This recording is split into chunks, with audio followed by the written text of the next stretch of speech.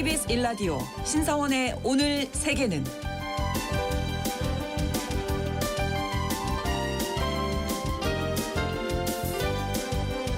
안녕하십니까. 아나운서 신성원입니다. 세계 3대 경제대국 일본이 쌀 문제로 요동치고 있습니다. 불과 1년 사이 쌀값이 2배나 폭등해서 민심은 얼어붙었고요. 정권이 무너질 수 있다, 이런 위기감도 커지고 있습니다. 일본 내에서 쌀값이 잡히지 않는 이유로 두 가지가 꼽히는데요. 하나는 일본 정부가 장기적으로 추진해온 쌀 생산 감소 정책인 간반 정책이고요. 또 하나는 일본의 최대 농민조합인 JA 전농의 매점 매석 문제입니다. 이런 상황에서 저는 쌀을 사본 적이 없다, 지원자분들이 많이 주신다, 이렇게 발언했던 농림수산상이 경질되고 후임으로 고이즈미 신지로가 취임했는데요. 그가 쌀값 잡기에 성공해서 차기 총리에 오를 수 있을지도 관심입니다. 일본 쌀값 폭등을 둘러싼 정치적인 움직임, 잠시 후 글로벌 이슈에서 짚어보겠습니다.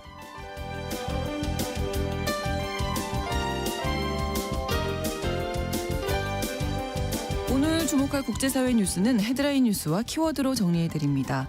통신원 취재 수첩 말레이시아 소식 준비했습니다. 오늘부터 이틀간 말레이시아에서는 아세안 정상회담이 열립니다. 다양한 국제회의도 예정돼 있는데요. 최근 말레이시아는 중국, 미국, 중동과 협력을 도모하면서 국제사회에서 존재감을 드러내기 위해 노력하고 있다고 하네요. 자세한 내용은 통신원 연결해서 알아보겠습니다.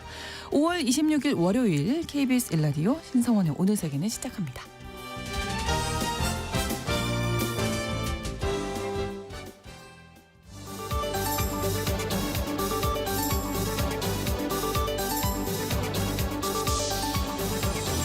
오늘 세계는 헤드라인 뉴스. 트럼프 미국 대통령이 25일 유럽연합에 대해 다음 달 1일부터 부과하겠다고 경고한 50%의 관세를 7월 9일까지 유예하겠다고 밝혔습니다. 7월 9일은 트럼프 대통령이 지난달 각국에 대해 발표한 상호 관세 유예가 만료되는 시점입니다. 미국이 가자지구 군사작전과 함께 하마스와 휴전 협상을 병행할 수 있도록 하자면서 이스라엘의 본격적인 침공작전을 연기할 것을 제안했습니다. 이스라엘은 16일 가자지구 재점령을 목표로 강도 높은 공세를 벌이는 기드온의 전차 작전을 시작했는데요. 이스라엘 군이 전면적인 지상 침공에 돌입하게 될 경우 휴전을 더 복잡하게 만들 거란 우려가 나오고 있습니다. 이스라엘과 하마스는 트럼프 대통령의 중동 특사 위트코프가 제안한 인질 10명 석방과 60일간 휴전 등을 논의해왔지만 협상이 진전되지 않고 있습니다.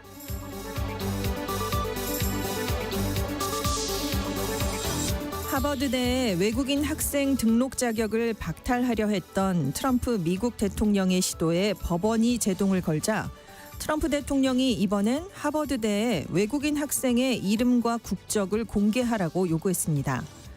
작년 10월 기준 하버드대의 외국인 학생은 전체의 27% 정도인데요. 중국 출신이 가장 많고 이어서 캐나다와 인도, 한국 순입니다. 트럼프 대통령은 미국의 전혀 우호적이지 않은 국가에서 온 학생들도 있다면서 미국 정부가 하버드대에 수십억 달러의 지원금을 주고 있기 때문에 당연히 유학생들의 이름과 국적을 알 권리가 있다고 주장했습니다. 이란 당국이 여성의 히잡 착용을 의무화하고 위반할 경우 강력하게 처벌하는 새 법률을 당분간 공포하지 않기로 했습니다.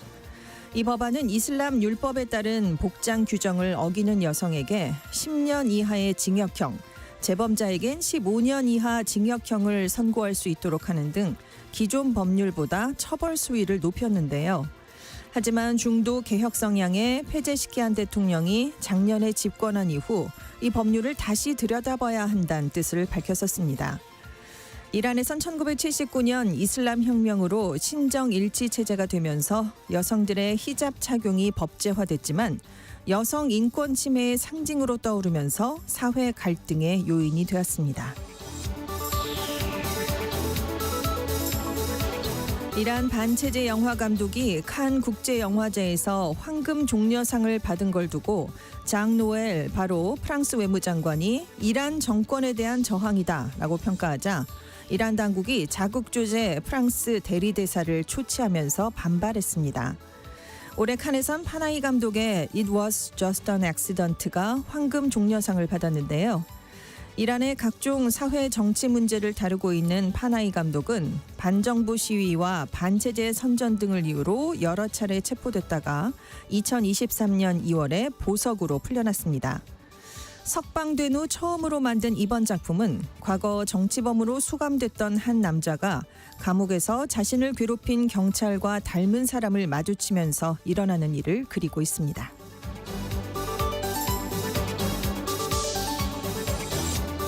오늘의 헤드라인 뉴스 외신캐스터 전주현 씨가 전해주셨습니다. 이번에는 키워드로 정리한 국제사회 소식을 살펴봅니다. 첫 번째 키워드, 좋은 일은 시간이 필요하다. 네, 폰데어 라이엔 유럽연합 집행위원장이 한 얘긴데요. 네. 트럼프 대통령과 통화를 했습니다. 그래서 6월 1일부터 EU에 부과하려던 관세 발표가 이제 철회가 됐는데요. 네. 이제 양측이 협상을 계속하기로 했습니다. 트럼프 대통령이 25일자로 오늘 폰데어 라이엔 집행위원장으로부터 이 관세 시한을 연장해달라는 전화를 받았는데 그래서 내가 7월 9일로 연장하는 데 동의를 했다. 폰데어 라이엔 집행위원장이 협상이 신속하게 시작될 거라고 말했는데 이 문제에 관심을 가져주셔서 감사하다라는 얘기도 덧붙였습니다. 네. 폰데어 라이엔 위원장도 SNS에 통화 사실을 밝히면서 좋은 합의에 도달하려면 7월 9일까지 시간이 필요하다라는 글을 올렸는데요. 이외에도 유럽이 협상을 신속하고 단호하게 진전시킬 준비가 돼 있다라고 강조를 했습니다. 앞서 트럼프 대통령이 2일자로 다음 달 1일부터 EU에 50%의 관세를 부과하겠다라고 전격 발표를 했었거든요. 어떤 협상도 바라지 않는다라고 EU를 강하게 압박했는데 네. 결국 이틀 만에 정상 간의 소통이 이루어지면서 이 관세 부과 시점이 다시 유예가 됐습니다. 하지만 협상이 원활하게 이루어질지는 알 수 없다라는 평가가 대부분인데요. 왜냐하면 양측이 지금 미국의 무역 적자 규모에 대해서 인식차가 굉장히 큽니다. 그리고 현재 부과되고 있는 10%의 보편 관세에 대해서도 접점을 찾지 못하고 있기 때문인데요. 트럼프 정부가 지난달 2일자로 EU에는 20%의 상호 관세율을 부과했습니다. 네. 그러다가 7월 9일까지 90일간 시행을 유예한 상황이었는데요. 그래서 지금 EU도 협상을 시작을 했습니다. 지난달 14일부터 지금 하고 있는데 공산품 상호 무관세, 미국산 에너지 추가 구매 등을 제안을 했지만 지금 진전은 없는 상황이고 트럼프 대통령은 EU랑 무역 협상이 너무 느리게 진행되고 있다라면서 굉장히 불만스러워하고 있다고 합니다. 네. 그러자 EU의 무역수장인 셰프초비치 무역 경제 안보 담당 집행위원이 위협이 아닌 상호 존중을 따라야 된다라고 강조를 했고요. 클링바일 독일 재무장관은 지금 필요한 건 더 이상의 도발이 아니다. 진지한 협상이기 때문에 정치적 해결책을 모색해야 된다라는 조언을 내놨습니다. 네. 자, 다음 키워드, never ending war. 안 끝나는 전쟁인데요. 그러니까요. 이번 달에 사실 우크라이나랑 러시아가 3년 만에 휴전 협상을 재개하면서 좀 기대감이 높아졌는데 네. 별다른 성과가 안 나왔었죠. 그러다가 러시아가 현지 시간으로 25일에 개전 이후 최대 규모의 드론 공격을 가했습니다. 수도 키이우를 비롯한 전국 각지의 드론, 미사일 공격을 러시아가 우크라이나 쪽에 가했는데요. 우크라이나는 러시아가 총 298대의 드론, 69발의 미사일, 총 367기의 공중 전력을 동원했는데 이게 전쟁이 시작된 이후 하루 기준으로 최대 규모였다라고 주장을 했습니다. 네. 그래서 우크라이나도 즉각 반격을 했습니다. 그래서 러시아가 우크라이나군의 드론 110대를 격추하거나 요격했다라고 발표를 했는데요. 젤렌스키 우크라이나 대통령은 러시아의 이런 테러 공격은 새로운 제재를 부과하기에 충분한 사유가 된다라고 강조를 하면서 미국의 침묵 그리고 전 세계 다른 나라의 침묵은 푸틴을 부추길 뿐이다. 지금 중요한 건 미국과 유럽 국가를 비롯해서 평화를 추구하는 모든 나라의 결단이다. 이렇게 호소를 또 한 번 했습니다. 네. 이 공습이 이루어진 시점이 언제였냐면요. 16일에 러시아랑 우크라이나가 전장 포로 교환에 합의를 했었거든요. 그래서 25일까지 1000명씩 교환하자라고 했는데 이게 네. 다 맞춰지자마자 이루어진 공습이었습니다. 트럼프 미국 대통령 이번 러시아 공격과 관련해서 러시아에 대해 더 많은 제재를 부과하는 방안을 검토하고 있다라고 강조를 했고요. 바데풀 독일 외무장관도 용납해선 안 된다. EU가 추가 제재에 합의할 것이다라고 발표를 내놨습니다. 네. 하지만 타야니 이탈리아 부총리 겸 외무장관은요. 전쟁이 최소한 올해 연말까지는 끝나지 않을 것 같다라면서 평화에 회의적인 입장을 보였는데요. 네. 이런 목소리가 조금 커지고 있는 상황입니다. 조금 희망을 가져봤었는데 네. 역시 그렇지 못한 현실이군요. 다음 키워드입니다. 앞으로 5년이 50년을 결정한다. 미국이 대형 원전 10기를 추가 건설하기로 했습니다. 트럼프 대통령이 23일자로 원자력 기술 육성을 위한 원자력 산업 기반 활성화 같은 4개 행정명령에 서명을 했는데요. 그래서 미국 에너지부가 이미 설계를 마친 상태인 신규 대형 원자로 10기를 2030년까지 건설하는데 우선순위를 둬라라는 지시가 포함이 됐습니다. 네. 또 폐쇄된 원전 재가동, 현재 가동 중인 원전의 전력 생산 증대, 중단된 원자로 건설의 완료, 새로운 첨단 원자로 건설, 이런 그 원자력 에너지를 지원하는 각종 방안이 들어갔는데요. 앞으로 25년간 원전 발전 용량을 4배로 늘리는 걸 목표로 하고 있습니다. 그래서 각종 규제를 없앤다고 하는데요. 네. 그래서 에너지 짜르로 불리는 버검 내무부 장관이 과도했던 원전 규제 시계를 뒤로 돌릴 것이다. 앞으로 5년간 전력과 관련해서 우리가 하는 일이 다음 50년을 결정할 것이다. 이런 얘기를 내놨습니다. 네, 미국이 이렇게 원자력 발전 확대에 나서는 이유가 있겠죠. 네, 그렇습니다. 일단 원전 산업을 일으켜서 일자리를 늘려보겠다는 게 첫 번째 이유입니다. 펜실베이니아에 본사가 있는 미국을 대표하는 원전 기업 웨스팅하우스가 있는데요. 1980년대 전성기에는 직원이 5만 명이 넘었는데요. 지금은 직원 수가 10,000명 아래로 뚝 떨어졌습니다. 네. 그래서 일자리를 살리겠다라는 그 이유가 첫 번째고요.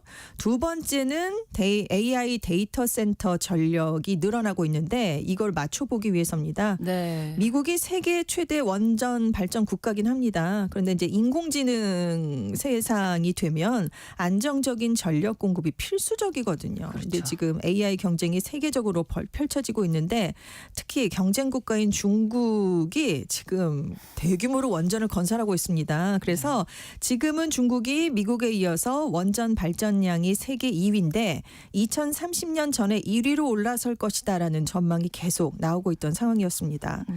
그런데 지금 AI 데이터 센터에서 쓰는 전력의 양이요. 기존 데이터 센터보다는 최대 3배 이상이나 많아질 것으로 전망이 되고 있거든요. 네. 특히 이제 러시아 우크라이나 전쟁으로 에너지 자립 중요성이 그 어느 때보다 커졌기 때문에 그렇죠. 지금 AI 대중화, 안보 무기화가 진행되면서 이 원전에 대한 그 중요성이 다시 주목을 받고 있는 상황입니다. 네. 다음 키워드입니다. 가봐야 알지. 네, 지금은 모르고요. 예. 진짜 그때가 그때 돼봐야 가봐야. 안다는 건데요. 예. 왜냐하면 미국 정치 매체 더 힐이 트럼프 미국 대통령의 뒤를 이을 유력한 후계자로 7명을 뽑았는데요. 네. 벤스 부통령, 루비오 국무장관, 트럼프 대통령의 장남인 트럼프 주니어 등이 포함이 됐습니다. 네. 트럼프 대통령이 집권 2기에 취임한 이후에도 2028년에서 내가 3선에 도전하겠다라는 뜻을 계속 흘렸었거든요. 네, 네. 그러다가 4일에 NBC 방송과 인터뷰를 했을 때 훌륭한 4년을 보내고 누군가에게 훌륭한 공화당원에게 넘겨주고 싶다라면서 오. 일단 한 발 물러선 상황입니다. 네. 그래서 지금 여당에서 가장 유력한 후계자 후보로 더 힐이 벤스 부통령과 루비오 장관을 꼽았는데요. 왜냐하면 트럼프 대통령이 그동안 후계자에 대해서 언론이 질문을 하면 환상적이다, 훌륭하다 이런 표현까지 쓰면서 직접 이름까지 언급했던 인물들이기 때문입니다. 네.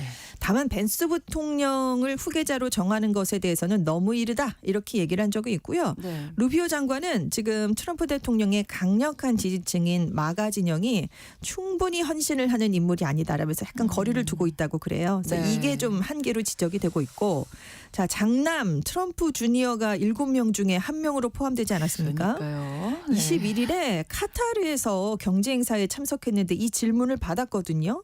부친의 대를 이을 가능성이 있나요? 라고 물어봤더니 아마도 모르지만 언젠가는 그런 소명이 있을 수도 있다 하면서 여지를 좀 남겼습니다. 그러니까 전혀 제가요? 이런 얘기는 아니잖아요. 그러니까요. 지금. 네. 자, 트럼프 행정부 강요 중에서는 유일하게 꼽힌 인물이 크리스티 놈 국토안보부 장관입니다. 네. 사실 작년 대선에서 부통령 후보로 강력하게 거론이 됐다가 자신이 기르고 있었던 개와 염소를 총으로 쏴서 죽인 적이 있다. 이런 게 회고록에 담겨서 네. 이것 때문에 무산이 된 적이 있었던 인물입니다. 이외에도 디센티스 플로리다 주지사, 글렌 영킨 버지니아 주지사, 브라이언 캠프 조지아 주지사 이렇게 3명도 7명에 들어갔는데 이 3명은 과거에 공화당 대선 후보 경선에서 트럼프 대통령하고 치열하게 경쟁을 벌이다가 지금 관계가 안 좋거든요. 이것들이 약점이다라고 더힐이 분석했습니다. 예, 진짜 모르겠습니다. 아직 봐야 알죠. 임기 2년이 1년도 안 지났거든요. 다음 키워드인데요. 신개념 콜센터. 콜센터는 뭔가를 물어보는 곳이잖아요. 예. 이제 코로나19 팬데믹 이후에 전 세계에서 전화를 두려워하는 이른바 콜포비아 현상을 겪는 사람들이 늘었어요. 네. 그래서 메시지가 아니라 전화를 누가 걸어오면 네. 내가 뭔가를 크게 잘못했나? 아니 메시지로 보내면 되는데 이게 굳이 전화까지 해야 될 정도인가? 이렇게 압박을 받는 사람들을 말할 때 이제 콜포비아 현상이라고 얘기하는데 네. 그 일본에서도 이런 사람들이 많아졌습니다. 그래서 신입사원에게 전화를 받는 법을 교육하는 업체 통화 대행 서비스까지 등장을 한 상황인데 이 한 업체가 있습니다. 매년 100곳이 넘는 회사에 가서 유선 전화를 사용하는 방법, 응대하는 말투에 대한 강의를 한다고 그래요. 이거 이제 배워야 되는 거군요. 네. 왜냐하면 가봤더니 사원 중에 유선 전화는 처음으로 써봤어요. 이런 분들이 많았다는 거예요. 왜냐하면 이제 스마트폰이 익숙해지니까 집에 유선 전화가 없는 젊은 세대가 많이 늘었습니다. 그렇죠. 우리도 비슷하죠. 예, 네. 맞아요. 그래서 2023년 조사에서는 집에 유선 전화가 있는 세대의 비율이 57.9%밖에 안 됐는데 10년 대비 20%포인트나 줄었습니다.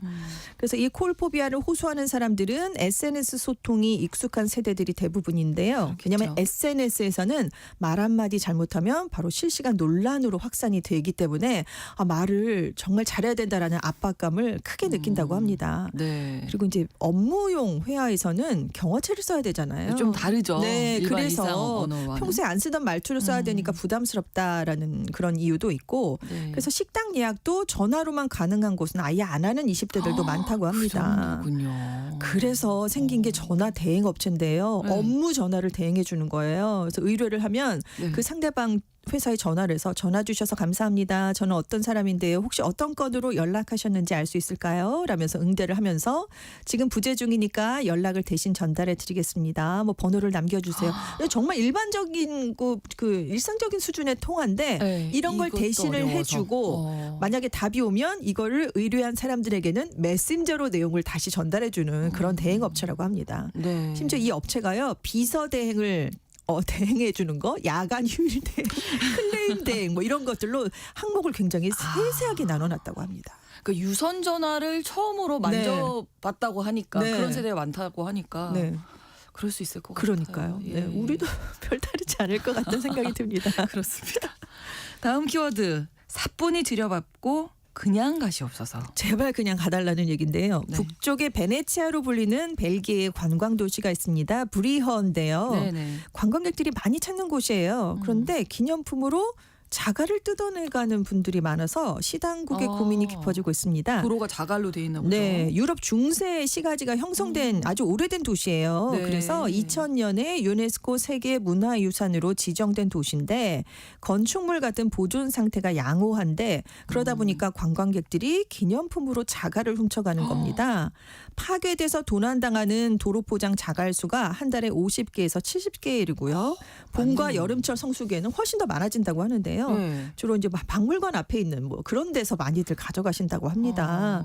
그런데 이제 브리엇이는 이렇게 포장이 망가지면 주민들, 관광객들이 넘어져서 다칠 우려가 있고 그렇죠. 복구를 해야 되니까 이럴 때 돈이 든다는 건데요. 1제곱미터당 200유로, 우리 돈으로 31만 원이 들어간다고 합니다. 그래서 시 당국은 브리허의 거리를 걷는 건 여러 세기 동안 쌓인 역사를 밟고 걷는 것이다. 그냥 돌덩이가 아니라 우리 도시의 영혼의 일부니까 훼손하지 말고 제자리에 둬주시길 바란다라고 당부를 했는데요. 네. 근데 브리어만 이런 게 아니라요. 이탈리아의 사르디니아의 분홍빛 해변에서 모래를 가져가시는 분들도 있고요. 로마에도 고대 자갈길이 있어요. 산피에트리니에서 자갈을 또 가져가시는 분들이 있습니다. 그래서 이렇게 유럽 전역에서 무분별한 기념품 수집이 문제가 되고 있는데요. 이 브리어도 지금 관광객이 너무 많이 몰려와서요. 지금 통제를 하고 있습니다. 2019년부터 그 인근 항구에 정박에 허용되는 유람선 수도 줄였고요. 네. 파리 등지에서 브리어 관광 광고를 열심히 했었는데 이걸 중단한 상황입니다. 네. 와, 그게 자갈이 이렇게 떼기가 쉬운가 보죠. 아, 그러니까요. 그게 참 신기하네요. 어떻게 제가 봤을 땐 단단하던데. 그러니까요. 다음 키워드입니다. 노래는 남과 함께. 님이 아니고 남과 함께인 줄 알았어요. 네, 남과 지금. 함께인데요. 네. 중국에서 1년 사이에 노래방 이용률이 87%나 어. 줄었다고 합니다. 네. 사실 코로나19 때 많이들 안 가셨잖아요. 그렇죠. 근데 이제 엔데믹이 되면서 나이트클럽, 바 같은 것들은 매출이 회복됐는데 이 노래방 이용률은 아주 좀 대조적으로 떨어진 겁니다. 이 노래방 수가 2017년에 15,000여 개를 찍은 게 정점이었는데요. 지금 이번 달에 실제로 운영하는 업체가 3만 개밖에 안 된답니다. 8년 새에 노래방 7만 개가 없어졌거든요. 가장 큰 원인은 젊은 층이 외면을 하고 있기 때문인데 그래요. 네, 1990년대 이후 출생한 젊은 층들이요. 네. 여가 시간에 노래방에 가지 않고 개별 맞춤형 경험, 대화형, 몰입형 콘텐츠를 즐기는 걸 선호한대요. 그래서 노래방에 가지 않고 캠핑, 콘서트, 보드게임을 하고 있다는 건데 반면에 그럼 노래를 부르는 걸 안 좋아하게 됐느냐? 그건 아니고요. 네. 공연 시장은 계속 성장세를 보이고 있고 노래를 부르고 싶은 젊은이들이 노래를 공원에 가서 부르는 거예요. 아니요. 부르는 장소가 바뀐 게 동영상으로 자기가 부르는 걸 찍어서 올린답니다. 그러니까 예전에는 노래방에서 지인들이나 혼자서 좀 소규모로 불렀다면 그게 아니라 남과 함께 내가 부르는 걸 자랑해야 되는 그렇습니다. 그래서 거군요. 공연에 가거나 아예 이제 인터넷에 올려버리고 생중계를 심지어 하고 있다는 건데요. 그래서 노래방 업체들이 위기가 다가왔으니까 기기를 디지털 자동화해서 창업 비용이나 운영비를 낮추는 방식으로 대응을 하고 있는데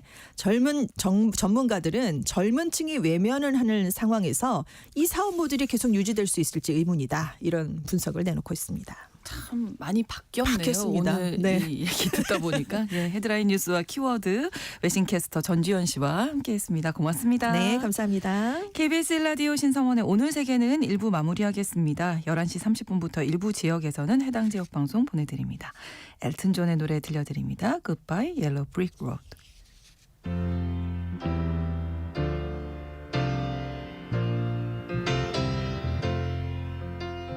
When are you gonna come down? When are you going to land? I should have stayed on the phone. I should have listened to my own mind. You know you can't hold me forever. I didn't sign up with you. I'm not a present for your friends to open. This boy's too young to be singing the blues.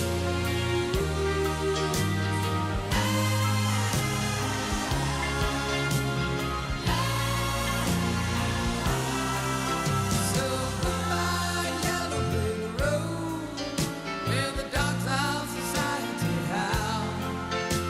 You can't plant me in your penthouse. I'm going back to my plow, back to the howling old island woods, hunting a hornet-back toad. Oh, I found a side of my future lies beyond the yellow brick road.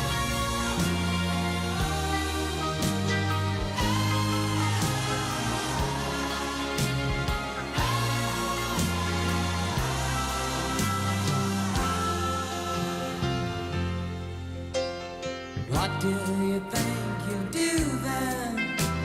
I bet they shoot down the plane. It'll take you a couple of arguing tonics to set you on your feet again. Maybe you'll get a replacement. There's plenty like me to be found. Mongrels who ain't got a penny, sniffing for tidbits like you. On the ground.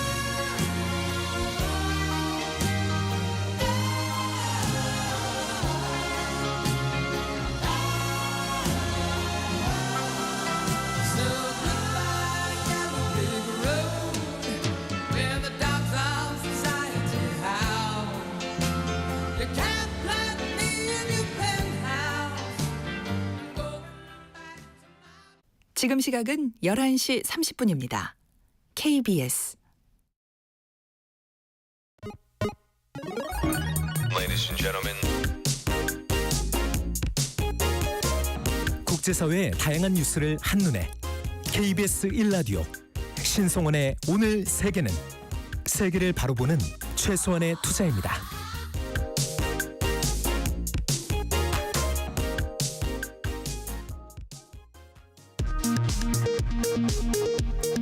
이 시각 라디오 정보센터 뉴스입니다.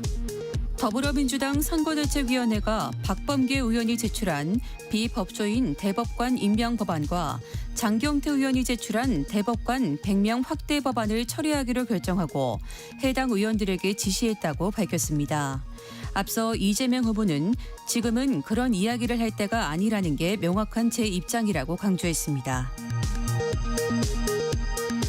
국민의힘 김문수 대선 후보가 오늘 지방정부의 자치입법권, 자치재정권, 자치계획권 등을 이양하고 수도권에 남아있는 중앙행정기관 등을 세종시로 이전해 행정수도를 조기에 완성하겠다고 공약했습니다.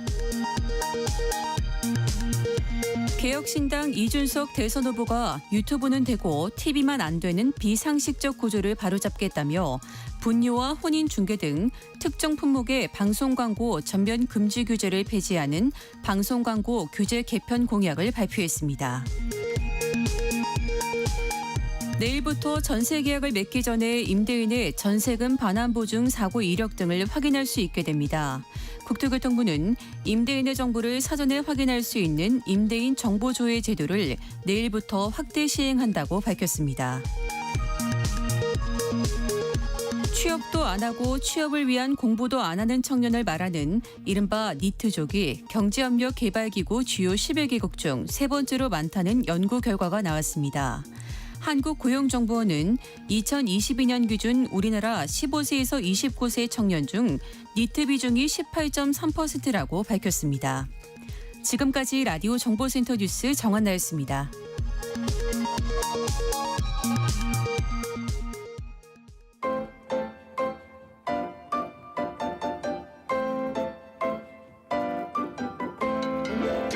통신원 취재 수첩.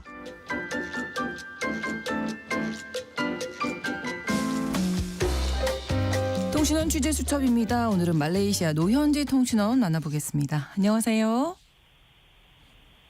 안녕하세요. 네, 말레이시아에서 아세안 정상회의가 열리고 있는데 요즘 아세안 이 분위기 어떻습니까? 네, 동남아시아 국가연합, 줄여서 아세안이라고 불리는 국가연합체는 1967년에 설립됐습니다. 네. 원래 처음 설립 목적은 동남아시아 반공국가연합 성격이었지만 1990년대 이후 공산주의 국가들의 개혁 개방 정책의 영향으로 더 이상 적대시하지 않고 모두 회원국으로 받아들이게 됐는데요. 네. 그러면서 베트남, 라오스, 미얀마, 캄보디아가 회원이 됐고 지금과 같이 동남아시아 지역을 총괄하는 준국가연합체가 됐습니다. 지도를 펼쳐놓고 보면 가장 나중에 독립한 동티모르를 제외한 나머지 10개의 동남아 국가들이 가입돼 있어서 이번 회의에서 동티모르 가입 진행 상황을 논의하고 있는데요. 네. 2022년 원칙적으로는 가입이 승인되었지만 가입비 문제와 싱가포르, 라오스의 반대가 있어서 동티모르가 이번 회의에는 참관국으로 참석해 긍정적으로 논의가 진행 중이라고 합니다. 그러나 아세안은 회원국 간의 내정 간섭을 하지 않는 것을 원칙으로 하고 있어서 네. 최근 미얀마의 군부 쿠데타에 어떠한 중재도 하지 못하고 있는 실정인데요.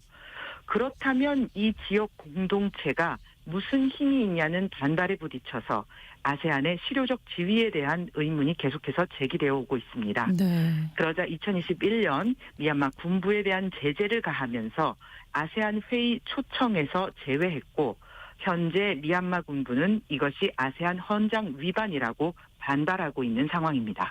그러면 이번에 미얀마는 빠진 건가요? 그것은 아닙니다. 미얀마 군부는 아세안이 2021년 채택한 5개 항의 합의를 군사정부가 이행하지 않아서 고위급 회의에는 초청받지 못했습니다. 네. 그러나 외교부 상임차관인 아웅 쿄모가 이끄는 미얀마 대표단이 참석해 지역 고위 관리 회의와 지역 평화계획 합의 이행과 관련된 2가지 주요 비공식 협의에 참여했는데요. 무엇보다 폭력의 즉각적인 중단과 모든 당사자 간의 포괄적 대화를 시작하고 국제사회의 인도적 지원을 받아들일 것, 특사의 미얀마 방문을 허용하라는 등의 합의안을 가지고 현재 계속해서 씨름 중인 것으로 알려졌습니다. 네. 아세안 정상회의 현재 어떻게 진행되고 있나요? 네, 46회 아세안 정상회의가 오늘과 내일 말레이시아 수도 쿠알라룸푸르에서 열리고 있는데요. 이와 동시에 23일부터는 제2회 아세안 걸프협력위원회, 줄여서 아세안 GCC 정상회의, 아세안 GCC 중국 정상회의, 제25차 아세안 경제공동체 협의회를 위한 예비 경제공무원회의, 아세안 정상들과 아세안 의회 간 총회대표단 회의, 아세안 청년대표단, 아세안 기업인 자문위원회 대표단 회의도 동시에 진행 중입니다. 네. 2025년 아세안의 의장국을 맡은 말레이시아는 아세안과 다른 협의체 혹은 국가들과 보다 긴밀한 관계를 형성해 아세안의 미래를 혁신하겠다는 포부를 가지고 있습니다. 이번 46회 아세안 정상회의의 주제는 포용성과 지속 가능성인데요. 네. 이를 위해 10개의 국가, 1개의 공동체, 1개의 비전이라는 표어로 단결과 번영을 강조했습니다. 올해부터 계속되는 회의에는 주요 경제국들의 최근 세계 경제정책 변화의 영향과 지역 경제 성과에 대해서 논의했으며 이러한 변화가 아세안에 미치는 영향을 완화하기 위한 전략도 다루었는데요. 내일 최종 수정을 거쳐 아세안이 핵심 미래 문제에 대해 행동으로 옮기겠다는 집단적 의지를 반영한 KL 선언을 채택해 발표한다고 합니다. 네. 이번 이 아세안 정상회의에서 가장 좀 주목할 만한 점 어떤 게 있을까요? 네, 이번 아세안 정상회의는 사실 내년 열리고 있기 때문에 아주 특별한 의제는 없었습니다. 네. 하지만 말레이시아가 이번에 아세안 정상회의에서 의장국으로 강하게 존재감을 드러내고 싶어 했는데요. 그래서 안와르 말레이시아 총리는 자신이 중동 순방을 해보니 경제적으로 활력이 넘치고 미국과도 긴밀한 관계를 유지하고 있음에도 불구하고 중동은 중국과 더 가까워지기를 원했다며 중재자를 자처했습니다. 네. 그래서 이번 기간 동안 걸프협력위원회인 GCC를 초청해 걸프 국가들과의 특별한 유대를 강조하는가 하면 가자지구 종전에 대해서도 논의했고 직접 걸프 회원국 GCC와 중국을 함께 모아 아세안이 함께하는 제1회 아세안 GCC 차이나 특별 정상회의도 처음 신설했는데요. 다만 이 자리에는 최근 시진핑 주석이 방문한 지 얼마 되지 않았기 때문에 네. 중국에서는 대표로 리창 총리가 참석했습니다. 네. 큰 행사를 치르기 위해서 대대적으로 도로 통제도 있었다고요. 그렇습니다. 지난 4월 16일 시진핑 중국 주석이 말레이시아를 방문했을 당시 하루 전에 공항 도로 폐쇄와 국제공항 제2터미널 일시 사용 제한을 발표해서 엄청난 논란과 항의가 있었는데요. 네. 이번에는 각 나라 정상들은 물론이고 천여 명에 달하는 각국의 관계자, 수행원, 공무원, 실무진, 취재진들이 방문했기 때문에 더 많은 혼란이 예상됐습니다.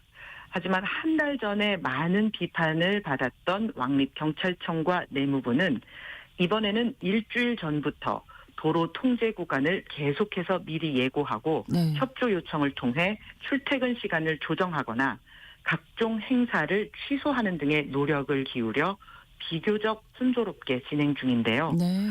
공항 출입국 심사는 지난 주말부터 굉장히 까다로워졌고 얼굴 인식, 폭탄 탐지, 드론 방지 기술로 보안을 강화해 평소보다는 시내 중심가와 회의장 주변, 공항 근처가 삼엄한 경계를 유지하는 모습입니다. 네. 오늘 소식 여기까지 듣겠습니다. 오늘 고맙습니다.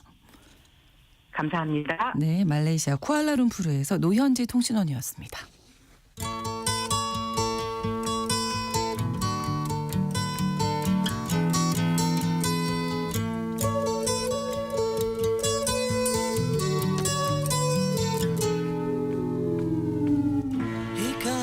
일본 국민들의 요즘 최대 관심사 너무나 비싸진 쌀값이라고 합니다.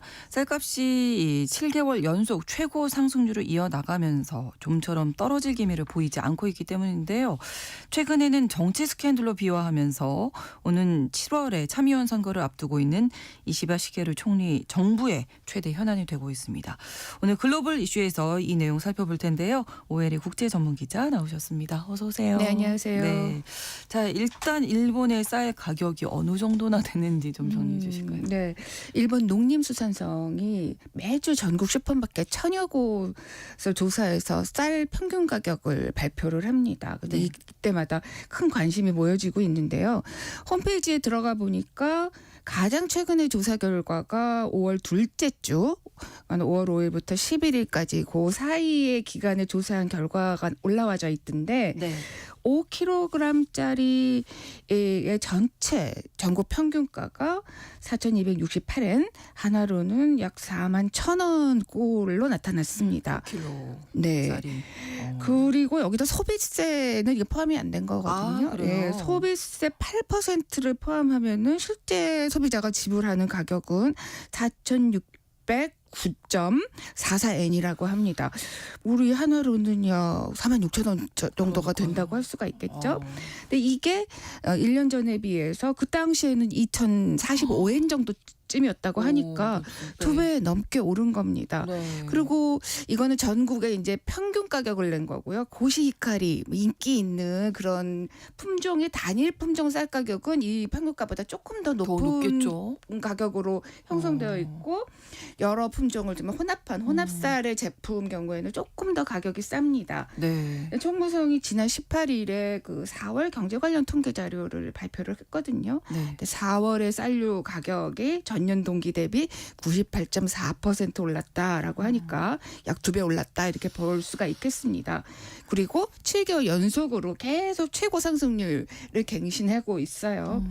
네, 이것 때문에 4월의 소비자 물가지수도 지난해 같은 달보다 또 3.5% 상승을 했습니다. 네. 이게 5개월 연속 3%대를 기록한 건데 아무래도 가장 큰 원인은 쌀 등 그렇죠. 이런 식품 가격 급등이 원인이 꼽히고 있습니다. 네. 근데 이제 문제는 이 4,000엔대 초반에 현재 평균 가격은 이 전체의 이제 평균치를 낸 거고 제가 말씀드린 단일 품종 또 혼합 품종 혼합한 제품 이렇게 다 합쳐서 평균가를 낸 거고요. 네. 또 지역별로도 차이가 좀 크다고 합니다. 그 고이즈미 신지로 신임 농림수산상이 지난 20일에 이제 공식석상에서 밝힌 바에 따르면은 오키나와 현의 일부 섬 지역에서는 네. 쌀 5kg짜리가 6,500원. 그러니까 우리나라 돈으로 약 6만 원 6만 넘네요. 원이 넘는 가격이라고 하니까 이 정도면은 정말 서민들의 고통이 크겠다 이렇게 그러니까요. 생각이 듭니다. 쌀이 주식인데. 예, 그리고 네. 한국산 쌀이 요즘에 일본에 많이 수출된다 이런 기사 많이 나오고 있잖아요. 네네. 지난 3월에 처음으로 이제 수출이 시작이 됐는데 현재까지 약 100톤 정도가 수출이 일본에 됐다고 합니다. 관세를 포함해도 가격 경쟁력이 있고 맛도 좋다 이런 것 때문에 소비자 반응이 좀 좋게 나타나서 앞으로 좀 더 늘어날 것으로 보여지는데 네. 가격 전체 가격을 낮출 정도의 물량은 아닌 걸로 보여집니다. 그렇군요. 이런 가운데 전임 농림수산상이 정말 네. 어이없는 발언을 해서 아, 진짜 왜 이런 저희- 발언을 했는지 모르겠어요. 결국은 경질이 된 거죠. 네, 지난 18일에 그 자민당 정치자금 행사장에서 이제 네. 이 쌀 문제를 얘기를 하면서 나는 쌀을 사본 적이 없다. 집에 쌀이 여러 사람들이 많이 줘서 쌀을 살 필요가 없다. 이렇게 얘기했는데 왜 어떤 맥락에서 이런 정말 전혀 할 필요가 없는 발언을 했는지 모르겠어요. 그런데 그 이후에 꽤 파장이 컸고 의회 내에서 불신임 투표에 붙이겠다 이런 얘기까지 하니까 결국에는 이제 사표를 제출했고 이시바 총리가 이를 수리를 했습니다. 네. 그리고 그 후임으로는 고이즈미 전 총리의 아들이면서 또 환경상을 역임했던 고이즈미 신지로가 이제 그 장관이 됐는데요. 네. 이시바 내각이 작년 10월에 출범을 했는데 이 첫 강요 경질이었습니다. 예, 많은 일이 있었네요. 네, 이시바 그만큼 쌀 내각도. 관련 이 발언의 파장이 컸고 그렇죠. 정치적인 악재가 될 가능성이 매우 컸기 때문에 이런 결정을 단행한 것 같습니다. 네, 신임 고이즈미 농무상도 지금 뭐 연일 뭐 며칠 안 됐거든요. 일주일이 안 됐습니다. 네, 맞습니다. 근데 계속 대책을 내놓고 있죠. 예, 지금 일본 언론들 보니까 굉장히 하루에도 몇 가지씩 뭐 조치들도 내놓고 인터뷰도 하고 이러면서 아주 바쁘게 움직이고 있는데 농림수산상이 아니라 쌀장관이다라고 하는 마음가짐으로 일을 하겠다. 그러면서 이제 쌀값 잡기를 최우선으로 하겠다라는 이제 강한 의지를 표명하고 있습니다. 네. 지난 주말에는 보면은 이제 정부가 가지고 있는 비축미 이거를 대량으로 이제 풀면서 네, 네. 이 비축미 5kg의 소매가를 2,000엔 약 19,000원 정도의 가격에서 이제 공급하겠다. 네. 이렇게 얘기를 했습니다. 그리고 또 앞서 이시바 총리도 쌀 가격을 5kg을 이 제품을 한 3,000엔대 로 낮추겠다 이렇게 얘기를 했기 때문에 네. 이게 얼마나 효과가 있을지가 이 관심사입니다. 근데 네. 일본 정부가 지난 3월부터 쌀값 문제를 이제 본격적으로 잡기 위해서 세 차례에 걸쳐서 비축미 31만 톤을 공급을 한 바 있습니다. 근데 현재 남은 비축미 정부가 가지고 있는 비축미가 약 60만 톤인데 네. 이제 고이즈미 농림상이 발표하는 거에 따르면 그중에 30만 톤을 일단 신속히 시장에 풀겠다 이런 계획입니다. 그동안에는 이걸 입찰제로 해서 앞서서 이 비축미를 풀었는데 그러다 보니까 가격을 잡는 효과가 좀 없었고 그렇죠. 왜냐하면 가장 높은 가격을 입찰한 그 사람에게 이제 업체에게 그 비축미를 공급하다 보니까 네. 가격을 잡는 효과가 좀 떨어졌고 또 복잡하다 이렇게 해가지고 이거를 수의계약 방식으로 바꿔서 뭐 거의 직거래 형태와 가깝게 빠르게 공급하겠다라는 계획인 것 같아요. 네. 그리고 또 만약에 수요가 있고 반응이 좋다면은 뭐 나머지 30만 톤도 뭐 이렇게 신속히 더 무제한적으로 방출하겠다라고 하는 계약 이 발표를 또 하기도 했습니다. 네. 그리고 또 주말에 미국 최대 온라인 쇼핑몰이죠 라쿠텐 네. 회장도 만나서 온라인으로 이걸 팔 수 있게끔 하겠다라는 방안도 논의를 했고요. 네. 이번 주부터 이 수의계약 관련해서는 본격적인 뭐 방안들을 논의해서 다음 주, 그러니까 다음 달 초부터는 소비자에게 직접 이 비축미가 닿을 수 있도록 하겠다라고 하는 계획입니다. 네. 자, 이런 뭐 여러 가지 계획, 대책이 나왔는데 총리와 농림상 계획대로 이게 시장에 반영이 돼야 되는 거잖아요. 그래서 네. 이제 가격이 내려가야 네. 되는 건데. 단기적으로는 인하 효과가 있을 것 같아요. 일본 언론들이 지난 주말에 뭐 여론조사를 했는데 네. 약 60% 가까운 응답자가 효과가 있을 것 같다 이렇게 좀 기대감을 나타냈는데 네. 나머지는 그래도 안 될 것이다 이런 반응도 있었습니다. 일본 언론들 또 전문가들의 대체적인 전망은 단기적인 효과는 있겠지만 이게 근본적인 해결책은 되지 못할 것이다라고 전망을 하고 있는 듯해요. 일단은 그 방출되는 이 비축미의 양이 한정적이기 때문입니다. 지금 정부가 가지고 있는 게 60만 톤인데 네. 이 60만 톤으로 신속하게 가격을 잡을 수 있겠느냐라는 점에 대해서 이 전문가들은 좀 비관적인 듯합니다. 앞서서도 제가 31만 톤을 풀었다고 했잖아요. 네. 그런데도 그 이후에 뭐 전혀 가격이 내려가지 않고 때부터 계속 올라가고 있거든요. 그런 점 때문에 효과에 대해서는 좀 회의적인 반응이 많은 듯해요. 네. 근데 왜 이렇게 쌀 가격이 내리지가 않고 계속 그러니까요. 오르느냐라고 네. 하는 게 이제 가장 큰 관심사인데 단기적인 원인으로 가장 많이 지적되는 거는 2023년과 2024년에 네. 이 자연재해가 많았습니다. 뭐 기록적인 폭염에다가 너무 폭풍에다가 또 뭐 폭우, 산사태 이런 것 때문에 쌀 작황이 매우 부진했습니다. 그리고 오는 7월에 뭐 난카이 대지진이 벌어진다 이런 작년에, 이런 뭐 소문, 올해도 그렇고. 네, 위기설 이런 것들이 계속 나오고 돌면서 있어서. 그렇게 되면 일본 국민들 자체도 물론 정부는 그거는 진짜 허무맹랑한 소리고 이게 과학적으로는 지진이 언제 일어날지는 아무도 알 수 없다 이러면서 좀 다독이고 있지만 국민들 사이에서는 불안감이 있는 건 분명한 것 같아요. 그렇죠.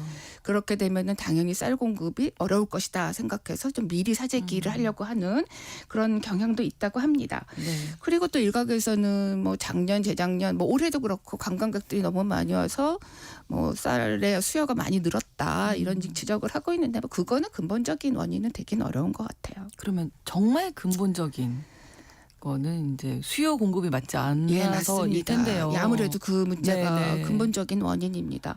일단은 이제 쌀 공급 부족 그리고 네. 또 유통 문제 이렇게 두 가지를 나눠서 생각을 해볼 수 있을 것 같아요. 네. 일본은 우리나라도 그렇지만 이 식품이 이제 식생활이 많이 다양해지면서 쌀이 이전에는 많이 남아가지고 네. 1971년부터 쌀 가격이 폭락하는 걸 막기 위해서 생산을 억제하는 정책을 취했습니다. 네. 이거를 감반 정책이라고 하는데요.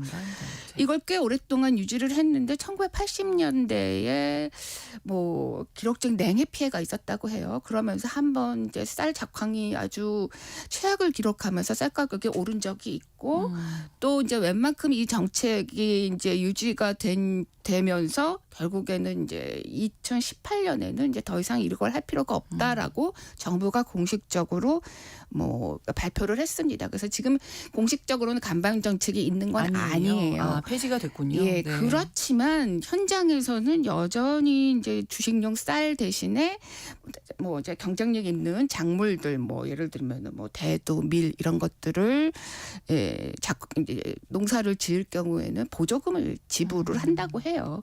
그래서 연간에 투입되는 예산이 3천억 엔, 우리 한화로는 약 3조 원에 가까운 돈이 여전히 투입이 된다고 합니다. 네. 이렇게 현실적으로는 이런 정책들이 이제 유지가 뭐 되다 보니까 뭐 지난 몇 년간처럼 쌀 작황이 갑자기 나빠진다든지 수요와 공급의 예측이 잘 안 된다든지 이런 좀 돌발 변수가 생기면은 신속하게 대응할 만큼의 쌀 생산량이 없게 되는 겁니다. 그게 이제 현재의 같은 쌀 가격이 폭등하는 직접적인 원인으로 꼽히고 있어요. 네. 뭐 예를 들면은 2023년하고 2024년에 일본의 쌀 생산량이 총 661만 톤이었는데 네. 수요는 700만 톤이 넘었다고 하거든요. 그렇기 그러면 때문에 이렇게 수요와 공급의 차이가 네. 컸던 것입니다. 공급을 늘려야겠네요. 그러면. 네, 그래서 일본의 전문가들이나 언론들은 이제는 정책을 본격적으로 쌀 등산으로 바꿔야 된다라는 주장을 많이 하고 있더라고요. 네. 또 최근에 이시바 총리도 자신도 이제 그런 어떤 정책의 변화에 대해서 이렇게 필요성이 있다라고 인정한다 이렇게 발언을 했습니다. 네. 근데 쌀을 증산한다는 거 이거는 단번에 되는 일은 아닙니다. 그렇죠. 그리고 또 쉽게 증산으로 바꾸기도 어려운 면이 있어요. 왜냐하면은 뭐 일본 언론들 보도를 보니까 일부 쌀 농가에서는 이번 상황이 조금 수그러들고 쌀 가격이 안정된 다음에 이렇게 증산으로 바뀌어졌을 때는 네. 오히려 쌀 가격이 낙하는 상황이 될 너무 것이다. 떨어질까 봐. 이거는 농가가 또, 전혀 원하는 그렇죠. 바가 아니다라고 하는 그런 발언을 많이 했던데 이런 면에서 정부로서는 이 정책을 쉽게 바꾸기는 좀 어렵겠다라고 보여집니다. 네. 그리고 또 한 가지 문제는 인구의 노령화입니다. 어제 일본의 NHK 기사를 제가 보니까 이미 이 인구의 노령화로 농촌 지역에 이 쌀 농사를 할 인구가 아태 부족이라고 합니다. 그렇군요. 그렇기 때문에 이 뭐 증산으로 바꾼다고 해도 물론 기계화가 되겠지만 그렇죠. 그래도 기계화가 더 되겠지만 예, 어느 그래도 정도는 불구하고 필요하잖아요. 쌀을 생산하는 농가가 음. 계속 줄어들고 있다 이런 기사를 냈더라고요. 아. 근데 유통 문제는 또 이제 생각해 볼 수 있는데 쌀 가격이 이제 오를 거를 앞으로 더 오를 거다라고 하는 걸 대비해서 유통의 어떤 각 단계별로 이 쌀을 제대로 풀지를 않고 좀 재고를 쌓아놓고 있는 면도 분명히 있는 것 같아요. 네. 정부가 농림성이 지난 4월 27일 기준으로 비축미를 그동안에 푼 31만 톤 중에 소비자들에게 간 거, 그러니까 소매점에서 살 수 있다거나 식당들에 공급한 이 비축미의 양이 10%밖에 안 됐다. 이렇게 조사 결과를 발표를 했거든요. 그렇군요. 31만 톤 중에 3만 톤만 이 소비자들 손에 닿았다 이런 겁니다. 아니, 풀지 않은 물량이 정말 많군요. 예, 유통 과정에서. 풀었어도 네. 제대로 이게 유통 과정에서 음. 빨리빨리 이 소비자들까지 에게 가지는 못하고 있는 게 분명한 것 같아요. 예. 또 그리고 이 과정에서 투기 세력이 개입했다라고 하는 주장도 나오고 있습니다. 그래서 지금 1년도 안 된 이 이시바 시게루 총리 정부가 이번 이 쌀값을 잡지 못하면 정치적으로 큰 어려움에 직면할 수밖에 없다. 뭐 이런 얘기도 나와서 현재 지지율은 어떤지 앞으로 또 6월, 7월에도 선거가 있잖아요. 네, 같이 지금 전망을 좀 해주시면. 지지율 보면은 20% 초중반입니다. 이거는 이시바 그렇군요. 정부가 출범한 이후에 계속해서 낮아지고 최근 있어요. 여론조사까지 보면은 최저율 신기록을 이어나가고 있어요. 근데 네. 작년 가을에 기시다 후미오 총리 정부가 물러날 때 당시가 20%대였거든요. 그래서 지지율이 너무 낮아서 제대로 이 정부의 어떤 행정을 하기가 어렵다는 판단으로 물러났기 때문에 네. 이 지금도 이시바도 역시 이 그런 상황이지 않을까라고 보여집니다. 네. 6월에 도쿄도 의회 선거가 있고 7월에 상원격인 이제 참의원 선거가 있는데 지금 상당히 자민당 입장에서는 좋지 않은 상황입니다. 그래서 지금 우리나라 언론들도 그렇고 일본 내에서도 다시 정권이 교체될 가능성도 있다라고 하는 말도 나오고 있어요. 그러니까요. 1954년에 자민당 정권이 이제 잡은 이후에 네. 그 2009년인가요? 그때 이 54년 만에 역사적인 이 정권 교체가 민주당으로 정권 교체가 이루어진 적이 있거든요. 네. 그때처럼 이번에도 재현되지 않겠느냐라고 하는 예. 전망들이 있습니다. 네. 그래서 그런지 자민당 내에서는 포스트 이시바를 노리는 여러 벌써 얘기가 가지 또 잠룡들의 나오고. 움직임이 있고 만약에 고이즈미 농림상이 이번에 정말로 쌀값을 잡는다라고 네. 하면은 그럼 좀 유리해지겠죠. 꽤 정치적인 입지가 있지 않겠나라고 주목이 됩니다. 네, 쌀값 폭등 사태와 이시바 총리의 정치적 위기설까지 오늘 글로벌 이슈에서 짚어봤습니다. 오엘의 국제전문 기자와 오늘도 함께했습니다. 고맙습니다. 네, 감사합니다. KBS 1라디오 신성원의 오늘 세계는 마치겠습니다. 내일 오전 11시 5분에 다시 인사드리겠습니다. 고맙습니다.